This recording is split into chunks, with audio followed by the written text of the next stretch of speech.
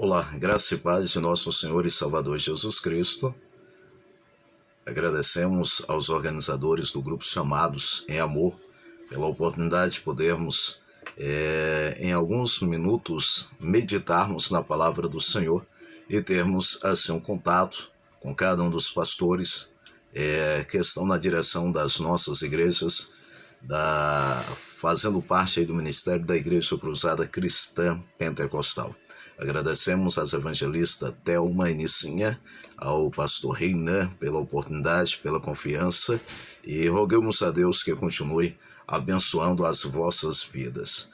Para hoje, nós faremos menção a respeito do preço do chamado. E para iniciarmos, Jeremias capítulo 1, versículo de número 5, traz para nós a seguinte descrição: Antes que te formasse no ventre, te conheci, e antes que saísse da madre, te santifiquei, as nações te dei por profeta. Esse versículo ele passa a ser um versículo essencial para nós compreendermos o chamado de Deus na vida do profeta Jeremias. Quando nós lemos os escritos do profeta Jeremias, assim também como os demais livros que referem ao contexto histórico em que viveu o profeta, notaremos algo essencial para as nossas vidas. E com base no versículo, nós notaremos: Deus é quem chama, e ao chamar, Deus santifica. Santificar aqui corresponde consagrar, separar para uma obra a ser realizada. Para iniciarmos, então, poderemos olhar para o pai da fé, Abraão. Ele, ao ser chamado por Deus, ele teve um preço inicial a ser pago. Historicamente, Deus, ao chamar Abraão da sua terra, do meio da sua parentela, para ir onde Deus queria, desejava a pessoa de Abraão, ele teve que percorrer, em média, 1.000 quilômetros. E ele percorreu obedecendo ao chamado de Deus.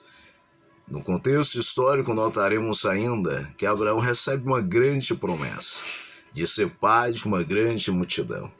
Mas Deus, ele permite, pela sua vontade, muitas das vezes o problema aumentar a nossa visão humana para ele agir e operar em nossas vidas. A promessa de Deus a Abraão que ele seria pai de uma grande nação. A sua esposa, Sara, era estéril. Mas mesmo assim, Deus, em sua infinita bondade, permitiu que chegasse o período em que a fase em que a mulher, ela naturalmente poderia, caso Sara, e pode no contexto geral, ser mãe, Deus permitiu que chegasse o período em que cessasse. Nesse período, notemos então que vem o olhar do patriarca, da esposa do patriarca na impossibilidade. Porém, Deus, em sua infinita misericórdia, e como está no controle de todas as coisas, ele permite que em idade avançada, Abraão e Sara fossem pais de Isaque.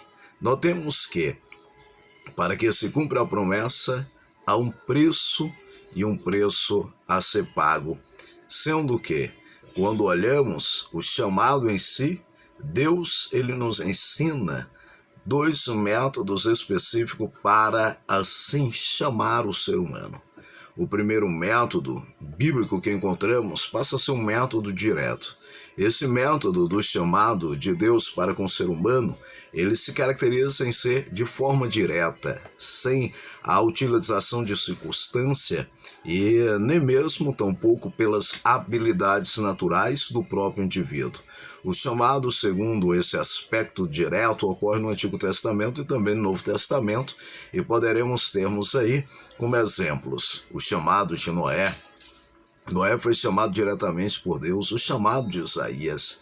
E Isaías, ele traz para nós uma lição maravilhosa no seu chamado. Ele provou da justiça de Deus e por Deus foi vocacionado a exercer um ministério profético. O profeta Isaías respondeu à interrogação divina: a quem enviarei? E quem há de ir por nós? E assim ele responde: eis-me aqui, envia-me a mim. O profeta viu o Senhor no ano em que morreu o rei Uzias, conforme o capítulo 6 do seu livro profético. A visão, por ser no ano da morte do rei Uzias, tem como possível explicação o envolvimento do profeta com aquilo que não correspondia à sua chamada, isto é, o cenário político.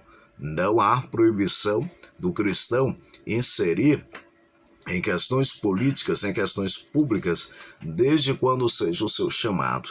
O chamado de Deus na vida do profeta Isaías era o chamado profético, era a obra diretamente, particularmente, do Senhor. Temos também no Novo Testamento o grande exemplo do chamado direto dos 12 apóstolos, em que o próprio Senhor Jesus diretamente chamou-os para fazê-los pescadores de homens. Mas notaremos também, por circunstância, por situações adversas, Deus chamando homens e assim os capacitando para que a sua obra ela se concretizasse. Esse chamado nós chamamos de método indireto. Exemplo específico, nós temos José, que passa a ser a narrativa mais longa do livro de Gênesis, em história dos grandes personagens. E José, ele foi chamado indiretamente em uma circunstância em que a fome vem ao mundo, mas a prosperidade, antes desse período de crise, veio sobre a terra, mas Deus deu sabedoria a José para que, na frente do Egito, armazenasse alimento para suprir a necessidade da humanidade naquela região. E aí nós notaremos, a circunstância foi o método em que Deus chamou a José. Temos Josué, que em meio à circunstância, a liderança, Moisés, o grande líder de Israel, tinha falecido. Mas Deus, ele já tinha um sucessor para estar no lugar de Moisés, e esse era Josué, que teve uma missão ampla, conquistar a terra prometida.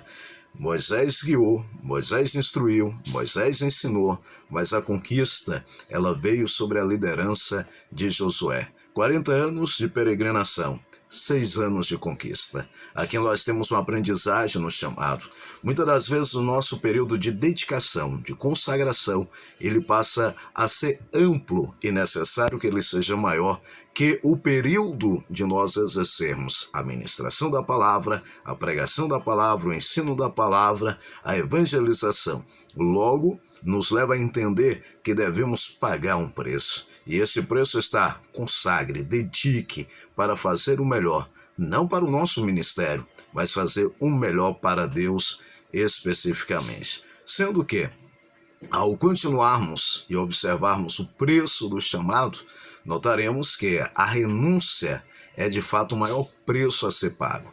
Há momentos que a renúncia trata-se de escolher o que nos proporcionará maior intimidade com Deus. Um grande exemplo nós temos aí João. Ele poderia fazer outras atividades no dia a dia, mas o mesmo preferiu ter intimidade com seu mestre, o Senhor Jesus. Por isso passa a ser chamado o discípulo amado. Já João Batista, ele era filho único e de pais idosos. Imagine como era a vida de João Batista. Os gostos do profeta era pela ótica humana, correspondidos da maneira mais fácil possível. Filho único, filho da velhice. Porém, João abandonou o conforto da casa paterna para habitar no deserto. Isto é, um preço a ser pago. Portanto, quando renunciamos a desejos próprios para a concretização da vontade de Deus, receberemos o suporte divino para a nossa vida. Pois todo aquele que tiver deixado casa, ou irmãos, ou irmãs, ou pai, ou mãe, ou mulher, ou filhos, ou terras, por amor do meu nome, assim diz Jesus, receberá 100 vezes tanto, e herdará a vida eterna. Mateus capítulo 19, versículo 29. Deus, quando chama, Deus capacita. Quando Deus capacita, Deus envia. E quando Deus envia, Deus supre a palmilhação ministerial daquele que foi chamado. O chamado divino nos leva a entender que Ele nos escolheu, Ele nos nomeou para irmos e darmos fruto. O próprio Jesus renunciou trono, renunciou glória, renunciou poder para exercer o seu chamado. Entretanto, ele foi obediente até a morte e morte de cruz. Pelo que Deus, Pai, o exaltou soberanamente. Ele deu um nome que é sobre todo nome. E sobre esse nome dobrará todo o joelho da terra e dirá que só ele é Senhor. E assim, para concluirmos, o chamado tem características divinas.